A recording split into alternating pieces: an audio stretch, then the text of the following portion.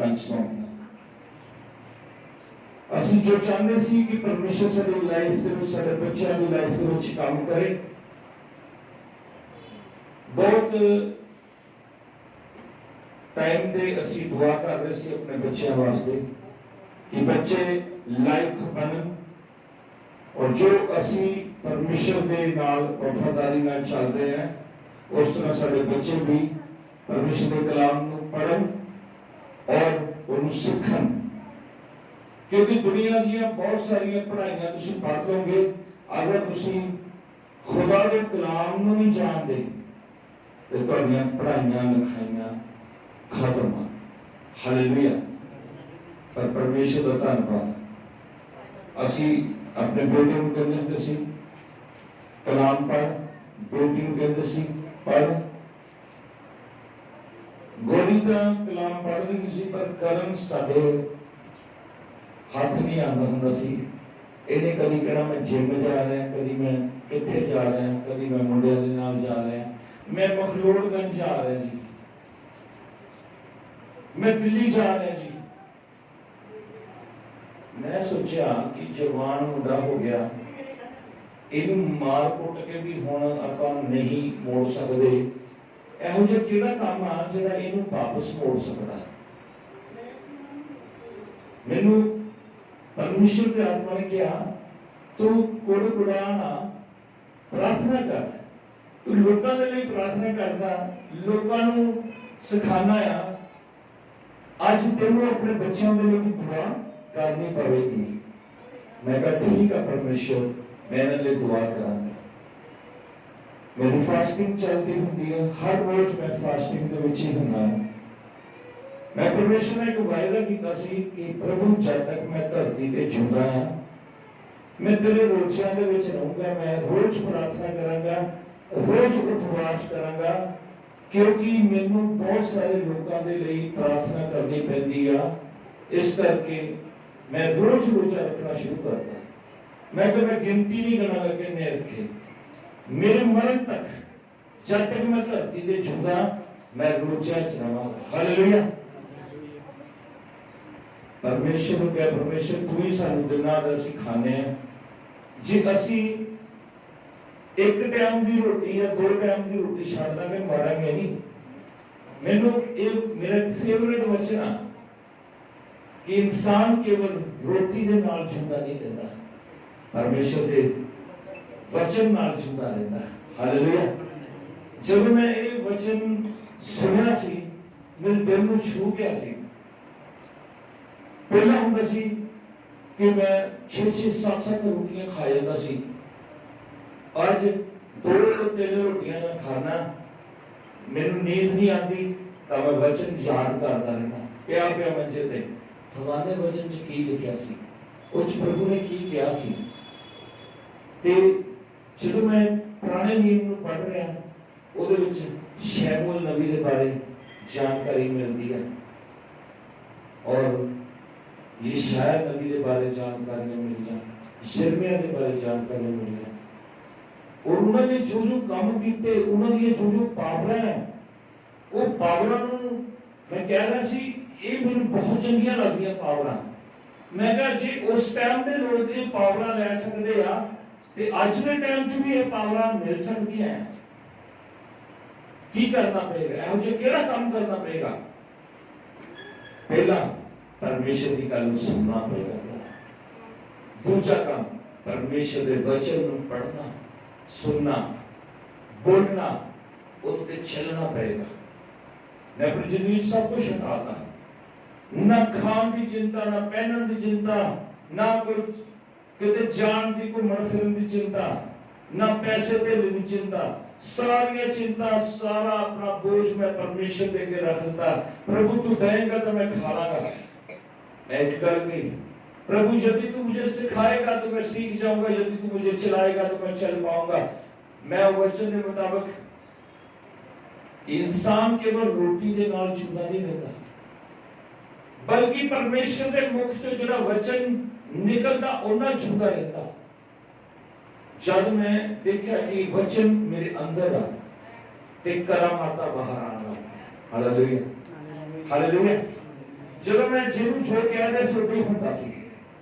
ਜਿਹੜੇ ਮੈਂ ਦੁਆ ਕਰਦਾ ਸੀ ਉਹ ਚੰਗਾ ਹੋ ਜਾਂਦਾ, ਮੈਨੂੰ ਬੜਾ ਸਕੂਨ ਮਿਲਦਾ ਸੀ। ਮੈਨੂੰ ਉਹੀ 6-7 ਰੋਟੀਆਂ ਵਾਲਾ ਕੰਮ ਚੈਨ ਜਿਹਾ ਆ ਜਾਂਦਾ ਸੀਗਾ, ਭੁੱਖ ਸ਼ਾਂਤ ਹੋ ਜਾਂਦੀ ਨਾ ਬੰਦੇ ਦੀ। ਉਸ ਤਰ੍ਹਾਂ ਮੇਰੇ ਦਿਲ ਨੂੰ ਸਕੂਨ ਮਿਲਣ ਲੱਗ ਗਿਆ ਕਿ ਜਦੋਂ ਮੈਨੂੰ ਕਿਸੇ ਨੇ ਕਹੀ ਸਾਡੇ ਲਈ ਦੁਆ ਕਰੋ, ਮੈਂ ਇਸ ਵਿਪੱਤੀ ਦੇ ਵਿੱਚ ਫਸਿਆ ਤਾਂ ਮੇਰਾ ਸਾਰਾ ਧਿਆਨ ਉਹਦੇ ਵੱਲ ਰਹਿੰਦਾ ਸੀ। ਮੈਂ ਜਿੰਨੀ ਵਾਰੀ ਵੀ ਕਿਸੇ ਲਈ ਦੁਆ ਕਰਨੀ, ਮੇਰਾ ਧਿਆਨ ਉਹਦੇ ਵੱਲ ਜਾਣਾ। ਮੈਂ ਫੋਨ ਕਰਕੇ ਖੁਦ ਪੁੱਛਣਾ ਹੁਣ ਤੁਸੀਂ ਠੀਕ ਹੋ? ਉਹਨੇ ਕਹਿਣਾ ਠੀਕ ਹੈ ਜੀ। ਮੈਂ ਨਾਲ ਹੀ ਖੁਸ਼, ਮੈਂ ਕਿਹਾ ਮੇਰੀ ਦੁਆ ਸੁਣੀ ਗਈ ਹੈ। परमेश्वर तेरा धन्यवाद। वो धन्यवाद करे या ना करे, पर मेरे मुंह चों बहुत धन्यवाद निकल रही, मेरे हंझू गिरते होंगे सी। मैं तुरदा फिरदा दुआ करदा हुंदा सी तो मैं कहता सी प्रभु ने सुनैना नूं चंगा करता, परमेश्वर ने रूपा नूं चंगा करता, परमेश्वर ने बेअंत नूं चंगा करता। जो बेअंत थोड़े समय ते नहीं आई, सदा बड़ा मन उदास होया, की होया होगा, किथे चल गई, कि वो पैसे की कोई घाट तो नहीं आ गई, वो किवें रोटी खाती होगी। रोटी खान लगे मैं थोड़ी याद करता सारे कि मेरी कलीसिया के लोग कदे कोई भुखा तो नहीं गया। हालेलुया। मैं सोचता अगर मैं पूछांगा, अगर उनको कोई जरूरत होएगी तो मैं जेड़ा दसवंध ने को जोड़ के रखा होंदा है एमरजेंसी का, मैं उन्होंने सेफ रखा होंदा एक जगह पे कि जेड़ा मैनूं लगेगा, जेड़ा मैनूं अपनी मुश्किल दसेगा, मैं उसनूं ये दसवंध दे दांगा। मैं भी अपना दसवंध काटदा, मैं अपना दसवंध उस जगह ते बीजदा जिथे जरूरत होंदी है। मैं कहना प्रभु सब दसवंध मैनूं देणगे तो मैं तेरा दसवंध कटांगा, मैं अपना हाथ नहीं रोकांगा, मैं बड़ियां सभावां च तेरा धन्नवाद करांगा, मैं तेरी स्तुति आराधना करांगा। मैं दुनिया के तौर तरीके जिदा दे मर्जी होण, मैं उदा दा नहीं बनांगा। मैं अपने आप को जिवें तेरा कलाम कहंदा मैं उदा चलांगा, चाहे मैनूं भुखा भी रहना पै जाए मैं रवांगा, क्योंकि ये रिहर्सल आ। मैं जिहड़े ये प्रार्थना करदा, उपवास रखदा ना, ये मेरी रिहर्सल आ।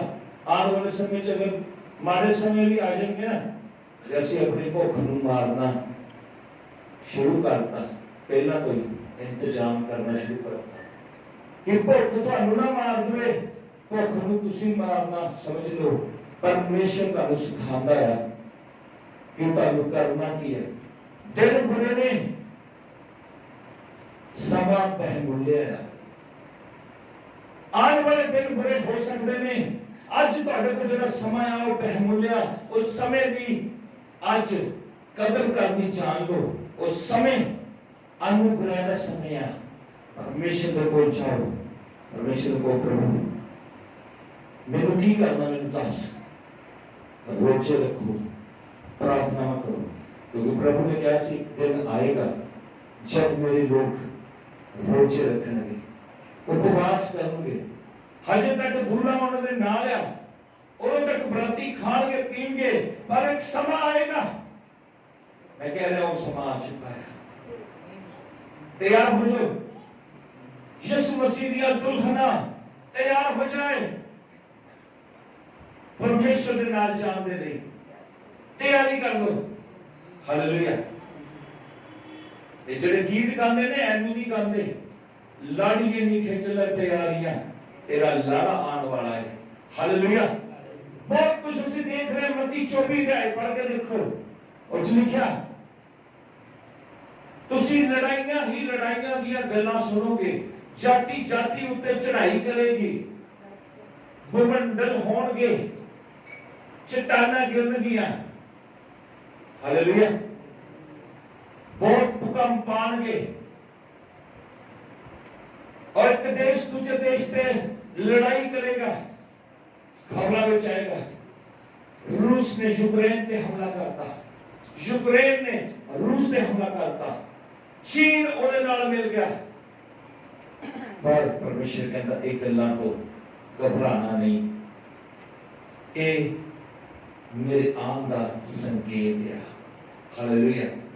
यीशु मसीह शीघ्र आने वाला, अपनी तैयारियां खिंच लो, थोड़ा मन कच्चा ना होवे, हया बन लो, दृढ़ हो जाओ, थोड़ा परमेश्वर तानु स्वर्ग में ले जाने के लिए आने वाला है। हालेलुया। अपने आप की तैयारी करो, रोज प्रार्थना करो, रोज वचन पढ़ो, यहोशू की गल मान लो। वो कहना व्यवस्था की ये पुस्तक तेरे चित्त से कभी ना उतरने पाए, दिन रात इसके ऊपर ध्यान करना, ऐसा करने से तू प्रभावशाली होगा और तेरे सारे काम सफल होंगे। सारे काम इसी करके सफल होंगे। असि दिन रात परमेश्वर की व्यवस्था नाल प्रसन्न रहते हैं। भजन संहिता पहला अध्याय च लिखा, ओ परमेश्वर की व्यवस्था तो प्रसन्न रहेंगे, रात दिन परमेश्वर की व्यवस्था थी मनन करते रहेंगे। हालेलुया। इस करके अपने आप को, याकूब 4:7 कहता, अपने आप को परमेश्वर के अधीन कर दो, शैतान का सामना करो और शैतान तुम्हारे पास से भाग जाएगा। अगर तुसी डरन की लोड़ नहीं, थानू परमेश्वर ने कहा मत डर, क्योंकि मैं तेरे साथ हूं, मैं तुझे कभी नहीं छोड़ूंगा, कभी नहीं त्यागूंगा। जब परमेश्वर ने कहता, या तो तुसी परमेश्वर की सुन लो, या फिर शैतान की सुन लो। शैतान को बोल मैं तेनू ऐ कर दूं। ऐसे करके शैतान ने एक लड़के को कहा कि मैं तेनू चौथे दिन ले जाना, अगर आ जा दाम माता शैताना चौथे दिन कितने होएगा, परम प्रधान की हजूरी च होएगा, ये उत्थे ठिकाना होएगा। पर वो बंदे ने बुझा तो दिता, और आज जो पता नहीं कितने। हालेलुया। मसीह की की मेहनत कभी व्यर्थ नहीं जाती। मेरे अजीजों, कलीसिया के लोगों, सब एक बार जान लो, मसीह की गई मेहनत कभी बेकार नहीं जाएगी। हालेलुया। ऐसे कोई सेकंड के में आ सकता जब तक परमेश्वर की अनुग्रह की दृष्टि होने वाला ना हो। हालेलुया। हालेलुया। जब परमेश्वर साडे वाला साडा विरोधी कौन हो सकता?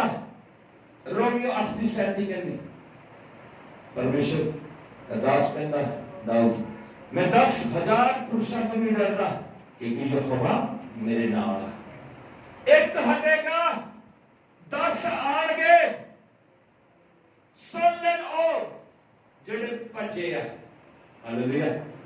एक हटेगा 10 आएंगे, परमेश्वर की हजूरी च घाटा नहीं हुंदा, वादा ही हुंदा है। परमेश्वर के वादे हां ते आमीन च पूरे होंदे ने। हालेलुया। तुसी अपने रब दे दास नूं छड्ड के दौड़ जाओगे, पर शैतान जिथे भी तुसी होगा वो तुहानूं फिर तो फड़ेगा, फिर तो वो आना इत्थे ही पैना है। हालेलुया। चैलेंज आ यीशु मसीह के नाम दे विच। हालेलुया। 6.5 साल दे भटके लोग भी वापस आए सी, जब सारियां चर्चा घूम लईयां और बाद में आके कहते जी असि सब पासे जाके देख लिया, हुण तुम साडे लई दुआ करो। उन्होंने जब नाम लेता तो दुष्ट आत्मा ने छड़ दिता। वो कहते जे नाम लेंदे छड़ सकते हैं तो उत्थे जावांगे तो की होगा।